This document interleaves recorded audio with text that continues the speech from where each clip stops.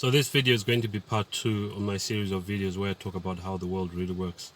So in part 1 I ended by saying I'm going to make a video showing or sharing with you who Satan's girlfriend is, because I explained in part 1 that God is a bride and God is a church, but the devil not only works through deception, which I've mentioned several times, but he also imitates God. And it doesn't imitate God by doing the same things that God does, but he imitates by and basically he counterfeits what God does. He produces counterfeits. And so Satan does have a girlfriend here on this earth, and that's what I'm going to be sharing with you today, by giving you proof from first of all from the Holy Scriptures, and also from evidence that we find in the world. So how the world really works, part 2, and I'm going to talk about how the world is ruled through religion. So I'm just going to say who I believe is Satan's girlfriend, and then I'll give you some evidence for that. So I believe the Vatican, also called the Roman Catholic Church or the papacy, is basically Satan's girlfriend. So the Vatican is one of 3 city-states. There are 3 city-states in the world. There's a Vatican, and then there's the City of London, not to be confused with London as in the capital of the United Kingdom. Within London itself, there's the City of London, which is a separate city-state. And then there's Washington D.C. in America, also known as the District of Columbia. That's what D.C. stands for. So these 3 city-states have their own flags and their own police force. In fact, when I was in the police in the UK, I even wanted to transfer to a different police force, and I considered basically applying to the City of London Police, but I didn't go through with that in the end. So they have their own police force, and I believe they have their own mayors as well. So in, let's say with London, you have Sadiq Khan, who in 2025 right now, as I'm making this video, is the mayor of London. But there is another mayor for the City of London, and I believe they have their own postal service as well. So I'm going to give you proof that Rome rules the world through religion. So the Vatican is the center for the rule of the world through religion, whereas the City of London is the center for banking, and then Washington D.C. is represents the military industrial complex, which an expression which we've heard many times, which was initially coined by President Eisenhower. So I'm just going to give you 2 proofs here, some of which are backed up by what Scripture says, that show that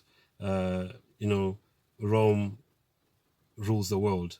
So when I say Rome, I also mean the Roman Catholic Church. So we use the Gregorian calendar.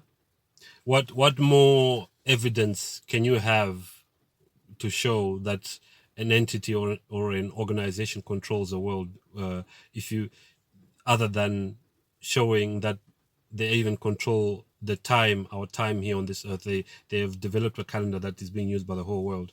I know that certain places in the world have 2 calendars, like in China, they have their own calendar, but they still use the Gregorian calendar in order to keep up with what everyone else is doing in the world.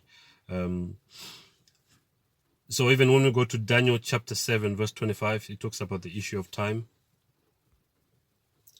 Yeah, so I'm just going to read Daniel 7:25, which speaks of a power that came up after the Roman Empire was divided, and obviously that was the papacy. So Daniel 7:25 says, "And he shall speak great words against the Most High, and shall weigh out the saints of the Most High, and think to change times and laws, and they shall be given into his hand until times and the dividing of time." That last part is talking about God's saints, that God will allow the papacy to persecute his saints. But the very the first part of that text is talking about the papacy thinking to change times and laws. So I mean, one of the things that most of the world believes now is that a day begins at midnight, which is incorrect. A day begins at sunset, according to the book of Genesis, in other parts of the Holy Scriptures. And then even the calendar, like I said, the calendar that we're using is a Gregorian calendar, which is inaccurate, because the God's calendar actually had 30 days. Every month had 30 days, but this calendar that we're on, like today is the 1st of March 2025, and February had 28 days, so it's an inaccurate calendar, and that's why we sometimes have a leap year. So let me move on to the second proof that I want to give, that Rome is the one that rules the world, especially through religion. The world reserve currency is the US dollar.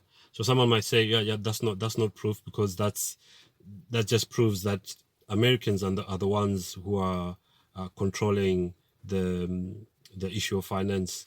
But that's not how it works.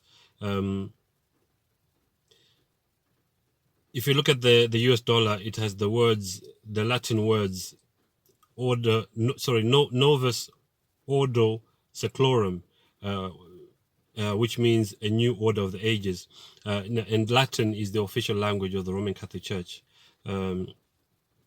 So that's my second proof of two things that are out there in the world which are quite major.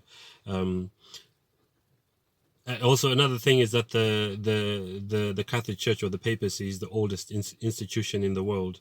Although the Rothschilds own the Bank of England and have the largest percentage of shares in the Federal Reserve Bank, which I'll talk about that when I do a video on how the world is ruled through banking. I'll cover that because some might want to argue with that point.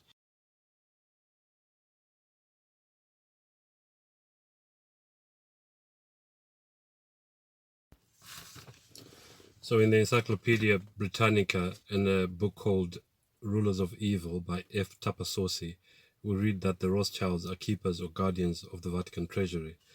There are 4 kingdoms that are mentioned in Daniel chapter 2 and Daniel chapter 7. These are Babylon, Media, and Persia, which were one kingdom, also often referred to as Medo-Persia. And then there was Greece and Rome. So history confirms that these 4 kingdoms did rule as predicted through prophecy. And the 4th kingdom, Rome, now rules as papal Rome. That's why it's called the Roman Catholic Church. It's the religion of Rome. The clue is in the name. So this happened. Rome changed from the Roman Empire to the Roman Catholic Church after going through a process of metamorphosis. In other words, they are wearing a Christian garb. So I just want to give a brief history of the papacy and how it gained ascendancy and rule over the world. So in 330 AD, Emperor Constantine moved the capital of the Roman Empire to Byzantium, and changed its name to Constantinople after he named the place after himself. Today it's known as Istanbul in Turkey.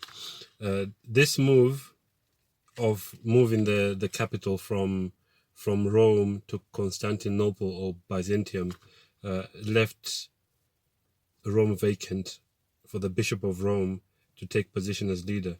He began to claim superiority over the other bishops. In 538 AD, Emperor Justinian declared that the Bishop of Rome was the head of all churches.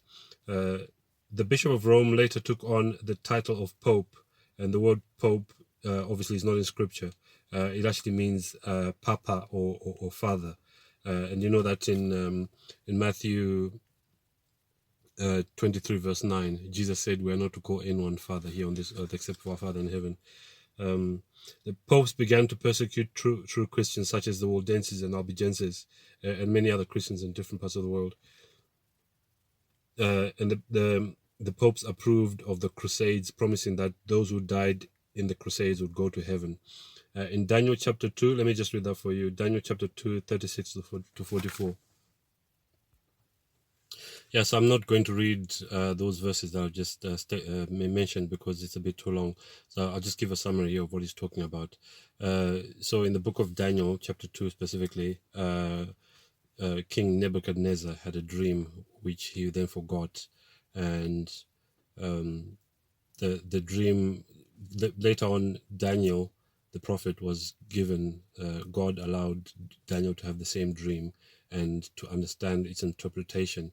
So basically, King Nebuchadnezzar and Daniel saw a metallic man or a metal man in their dream, and the man had a head of gold, 2 arms of silver, and below that it was bronze, and below that 2 legs of iron, and then all the way down to the feet, which were basically iron mixed with clay. So that was basically God giving Nebuchadnezzar a dream to explain what would happen in the future, because Nebuchadnezzar, was actually worried about his kingdom of Babylon, and how long it would last and what would happen to his kingdom.